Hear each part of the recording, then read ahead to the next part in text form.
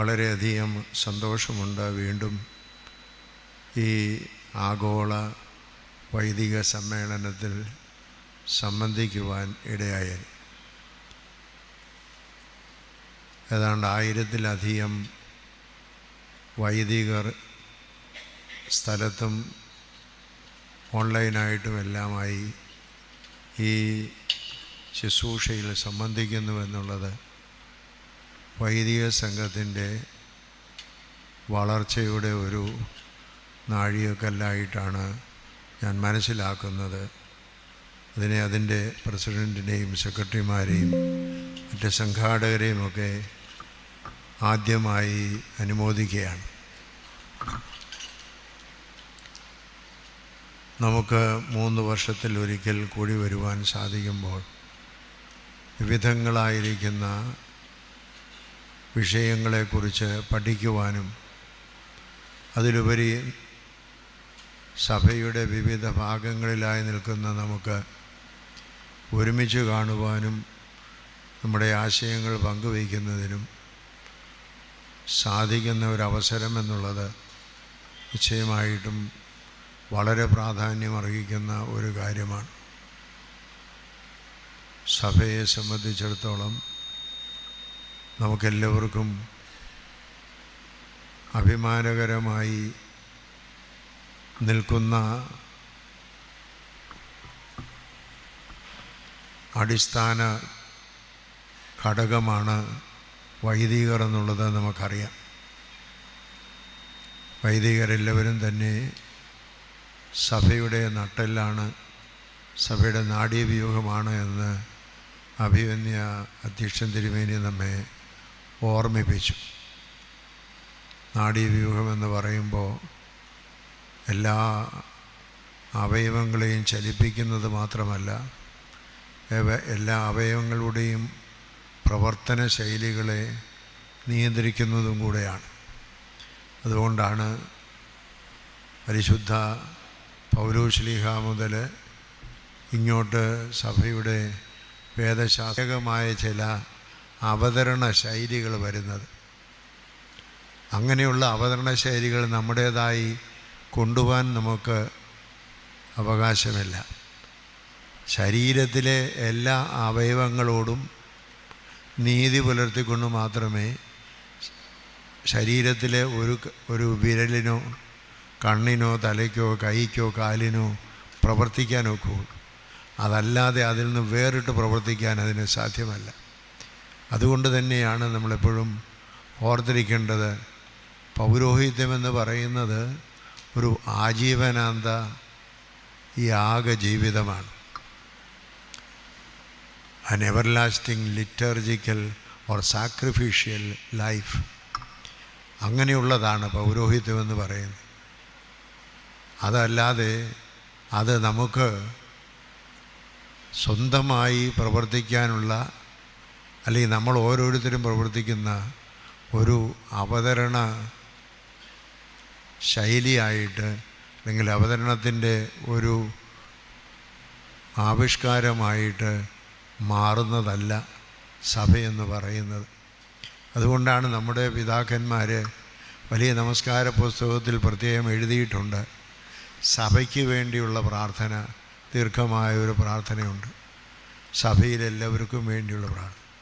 അതിനുശേഷം പട്ടക്കാർക്ക് വേണ്ടിയുള്ള പ്രാർത്ഥനയുണ്ട്.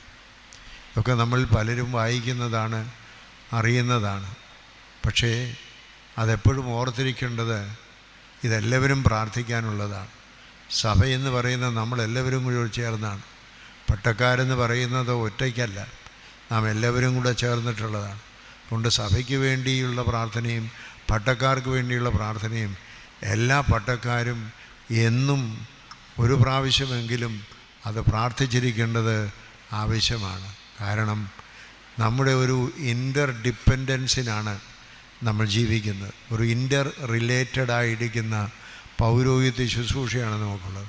അതുകൊണ്ട് നമ്മുടെ അവതരണങ്ങൾ, അല്ലെങ്കിൽ തനതായ അവതരണങ്ങൾ മാത്രമല്ല, എല്ലാം നമുക്ക് സഭയുമായി ഇഴുകിച്ചേർന്നുള്ളതല്ലാതിരിക്കുമ്പോൾ നാം അതിൽ നിന്ന് വ്യത്യസ്തമായി പോകും.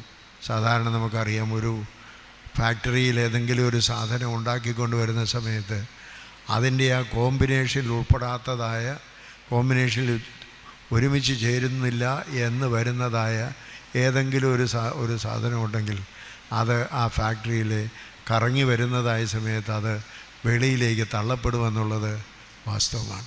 അതുകൊണ്ട് നമ്മൾ ഈ സഭയുടെ ഒരുമിച്ചുള്ളതായിരിക്കുന്ന പ്രവർത്തനത്തിൽ നാം ഒരുമിച്ച് ചേർന്ന് പ്രവർത്തിക്കണം.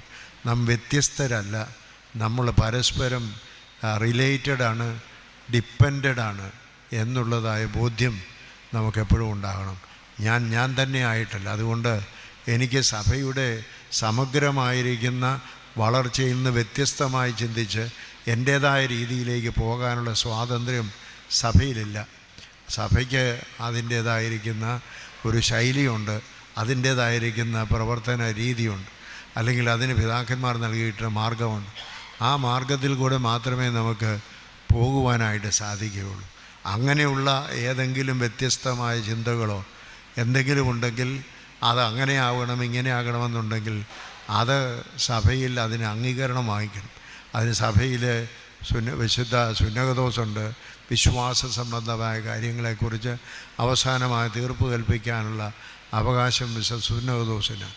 ആ സുന്നകദോസിൻ്റെ തീരുമാനത്തോടുകൂടി അംഗീകരണത്തോടുകൂടെ വേണമായിരിക്കണം നമ്മുടെ സ്വന്തമായ കാര്യങ്ങൾ അത് അംഗീകരണം പാടിച്ച് നമുക്ക് ചെയ്യാനായിട്ട് സാധിക്കുന്നു. ഞാൻ പറഞ്ഞത് നമ്മളൊരു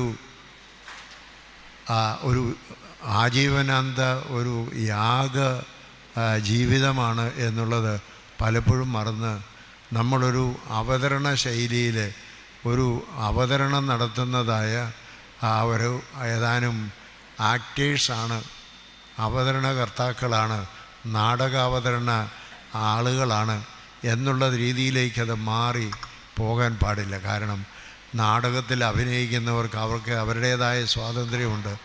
ആ ഗ്രന്ഥകാരനോ അല്ലെങ്കിൽ നാടക സംവിധായകനോ ഒക്കെ പറഞ്ഞതിന് വ്യത്യസ്തമായിട്ട് ചിലപ്പോൾ അവന് അവതരിപ്പിക്കാനുള്ള കഴിവുണ്ട്. സഭയിൽ അങ്ങനെയുള്ളതായിരിക്കുന്ന രീതി വന്നു കഴിഞ്ഞാൽ അത് സഭയുടെ പാരമ്പര്യത്തിനും സഭയുടെ മുന്നോട്ടുള്ള ഗമനത്തിനും നമുക്ക് വളരെ വലിയ ഭീഷണിയാണ് എന്നുള്ളത് നാം പ്രത്യേകിച്ച് ഓർമ്മിക്കണം എന്നുള്ളതാണ് ആദ്യമായി എനിക്ക് നിങ്ങളെ ഓർപ്പിക്കാനുള്ളത്. രണ്ടാമതൊരു കാര്യം കൂടെ പറഞ്ഞ് ഞാൻ എൻ്റെ വാക്കുകൾ അവസാനിപ്പിക്കാം. രണ്ടാമത് പറയാനുള്ള ഒരു കാര്യം, സഭയുടെ ശുശ്രൂഷയിൽ എന്താണ് പുരോഹിതൻ്റെ ശുശ്രൂഷ എന്ന് പറയുമ്പോൾ ബൈസൻ്റീൻ പാരമ്പര്യത്തിൽ പ്രീച്ചിങ്, ടീച്ചിങ് ആൻഡ് ഹീലിംഗ് എന്ന് പറയുന്ന 3 വാക്കുകൾ അവർ ഉപയോഗിക്കാറുണ്ട്. പുരോഹിതൻ്റെ ശുശ്രൂഷ പ്രീച്ചിങ്, ടീച്ചിങ് ആൻഡ് ഹീലിംഗ് എന്നുള്ളതാണ്.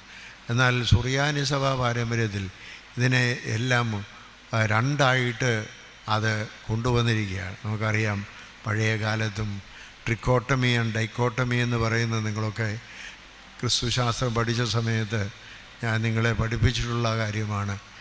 അരാമ്യ അല്ലെങ്കിൽ സെമിറ്റിക് പാരമ്പര്യത്തിൽ എപ്പോഴും ഡിക്കോട്ടമിയാണ് വരുന്നത്. അലക്സാൻഡ്രിയൻ ഗ്രീക്ക് പാരമ്പര്യത്തിലാണ് അത് ട്രിക്കോട്ടമി ആയിട്ട് വന്നത് എന്നുള്ളത് നമുക്കറിയാം. അപ്പോൾ ഇതേ രീതിയിൽ തന്നെയാണ് യഹൂദ പാരമ്പര്യത്തിൽ നിന്ന് വന്നിരിക്കുന്ന, സുറിയാനി സഭാ പാരമ്പര്യത്തിൽ നിന്ന് വന്നിരിക്കുന്ന സുറിയാനി ശുശ്രൂഷയിൽ പൗരോഹിത്യമെന്ന് പറയുമ്പോൾ അതിനെ 2ആയിട്ട് തിരിക്കുകയാണ്, 3അല്ല. 2ആയിട്ട് തിരിച്ചിട്ട് പറയുന്നത് ദഖിയോനോ ആൻഡ് നഹറോനോ എന്നാണ് പറയുന്നത്. മനഹറോനോ എന്ന് പറഞ്ഞാൽ പ്രകാശിപ്പിക്കുന്നവനെന്നാണ്. ദഖിയോനോ എന്ന് പറഞ്ഞാൽ വെടിപ്പാക്കുന്നവനാണ്. അപ്പോൾ പുരോഹിതൻ്റെ 2 ദൗത്യം, ഒന്ന് പ്രബോധനമാണ്, മനഹറോനോ ആണ്. രണ്ടാമത്തേത് ദഖിയോനോ ആണ്, ശുദ്ധീകരിക്കുന്ന ശുശ്രൂഷ, വെടിപ്പാക്കുന്ന ശുശ്രൂഷ. ആ ദഖിയോനോ എന്ന് പറയുന്നിടത്താണ് നമ്മുടെ സാക്രമെൻ്റൽ ലൈഫ് മുഴുവൻ ഇരിക്കുന്നത്. സാക്രമെൻ്റൽ എൻ്റെ വ്യക്തിപരമായ സാക്രമെൻ്റൽ ലൈഫും ഞാൻ നിർവഹിക്കുന്ന സാക്രമെൻ്റൽ ഓഫീസസും അല്ലെങ്കിൽ സാക്രമെൻ്റൽ ശുശ്രൂഷയും എല്ലാം, മിനിസ്ട്രി എന്ന് പറയുന്നത് എല്ലാം ദഖിയോനോയിൽ പെടുന്നതാണ്. മനഹറോനോ എന്ന് പറയുന്നത് പ്രീച്ചിങ്, ടീച്ചിങ് എന്ന് പറയുന്ന എല്ലാമാണ്. അവിടെയാണ് ഇന്നത്തെ നമ്മുടെ ടീച്ചിങ്ങിൽ പ്രധാനം അല്ലെങ്കിൽ ഇന്നത്തെ വിഷയമായിട്ട് എടുത്തിരിക്കുന്ന മാറുന്ന ലോകത്തിലെ പൗരോഹിത്യ ശുശ്രൂഷയുടെ സാങ്കത്യം എന്ന് പറയുന്നത്. നിശ്ചയമായിട്ടും മാറുന്ന ലോകത്തിൽ അതിനനുസരിച്ച് മാറാൻ നമുക്കൊക്കെയില്ല. മാറ്റത്തിനനുസരിച്ച് ലോകത്തിനനുസരിച്ച് മാറാനൊക്കെയില്ല. അതേ സമയത്ത് അതിനെ ഉൾക്കൊണ്ടുകൊണ്ട് ആവശ്യമായിരിക്കുന്ന ദിശാബോധം അതിന് നൽകാനുള്ള ഉത്തരവാദിത്തമാണ് നോക്കുന്നത്. ഇപ്പോൾ AI യുഗത്തിൽ നമ്മൾ ജീവിക്കുന്ന സമയത്ത് അതിൻ്റെ കാര്യങ്ങൾ നമ്മുടെ കുട്ടികളോ അല്ലെങ്കിൽ നമ്മുടെ വൈദികരോ ഒന്നും അത് പ്രയോജനപ്പെടുത്തരുതെന്ന് നമുക്ക് പറയാൻ ഒക്കെയല്ല. അത് കാലത്തിന് എതിരായി ഉള്ള ജീവിതമായിരിക്കും. എന്നാൽ കാലത്തിന് അനുകൂലമായ ജീവിതത്തിൽ അതിനെ എങ്ങനെ നമുക്ക് ദോഷമല്ലാത്ത രീതിയിൽ, ദോഷം ആർക്കും വരാത്ത രീതിയിൽ, അതേ സമയത്ത് കൂടുതൽ എൻറിച്ചിങ് ആയിട്ട് അതിനെ പ്രയോജനപ്പെടുത്താം, സഭയ്ക്കും സമൂഹത്തിനും മനുഷ്യവർഗത്തിന് മുഴുവനും ഇന്നത്തെ പുതിയ യുഗത്തിൽ വരുന്ന വെല്ലുവിളികളെ എങ്ങനെ നമുക്ക് യോജിപ്പിച്ച് പ്രയോജനപ്പെടുത്തി കൊണ്ടുപോകാമെന്നുള്ളത് ചിന്തിക്കേണ്ടത് നമ്മുടെ ആവശ്യമാണ്. അതുകൊണ്ട് ആ കാലഘട്ടത്തിൽ, ഇന്നത്തെ കാലഘട്ടത്തിൽ വരുന്ന ആ പ്രയാസങ്ങളെ അതിജീവിക്കുന്നത് ഒരു നിഷേധാത്മക രീതിയിലല്ല. സയൻസിനോട് നിഷേധാത്മക രീതി ഉപയോഗിച്ച കാലഘട്ടമുണ്ടായിരുന്നു. അത് കഴിഞ്ഞ് ആ തെറ്റുകൾ മനസ്സിലാക്കി സയൻസിനോട് അനുകൂലമായി പ്രതികരിച്ച് സയൻസ് ഉൾക്കൊള്ളുന്നതായ കാര്യങ്ങളെല്ലാം നമ്മുടെ പ്രയോജനപ്പെടുത്താനും അതിനെ ശരിയായ രീതിയിൽ അതിനെ നയിക്കുന്നതിനുമുള്ള മാർഗദർശനങ്ങൾ പിതാക്കന്മാർ നമുക്ക് നൽകുന്നുണ്ട്. അതുപോലെ തന്നെയാണ് ഇന്നും നമുക്ക് ആവശ്യമായിരിക്കുന്നത്. How to use the technological development of the science today so that it can be transform the human being, transform the human world, inhabited world എന്നുള്ളതും അത് ദൈവികമായൊരു ട്രാൻസ്ഫോർമേഷൻ. ആ ദൈവികമായൊരു ട്രാൻസ്ഫോർമേഷന് ഇന്നത്തെ ഡെവലപ്മെൻറ്റിനെ എങ്ങനെ ഉപയോഗിക്കാൻ നമുക്ക് സാധിക്കുമെന്നുള്ള ഒരു ചിന്തയും അതിനുള്ള പ്രവർത്തന ശൈലിയുമാണ് നമുക്കുണ്ടാകേണ്ടിയിരിക്കുന്നത്. അങ്ങനെ നമ്മൾ പ്രവർത്തനത്തിലേക്ക് മുന്നോട്ട് പോകുമ്പോൾ നിശ്ചയമായിട്ടും നമ്മുടെ ദഖിയോനോ ശുശ്രൂഷയ്ക്ക് ഒരു നല്ല മാർഗം അല്ലെങ്കിൽ നല്ലൊരു അർത്ഥം വരുന്നത് മനഹറോനോ ശുശ്രൂഷയുടെ ആവിഷ്കാരത്തിൽ കൂടിയാണ് എന്നുള്ളത് നമ്മൾ ഓർക്കണം. അതുകൊണ്ട് അപ്രകാരം നമുക്കുള്ള പ്രവർത്തിക്കുവാനുള്ളതായ ശൈലി നമുക്ക് രൂപപ്പെടുത്തുവാനായിട്ട് എന്താണ് ചെയ്യേണ്ടത്?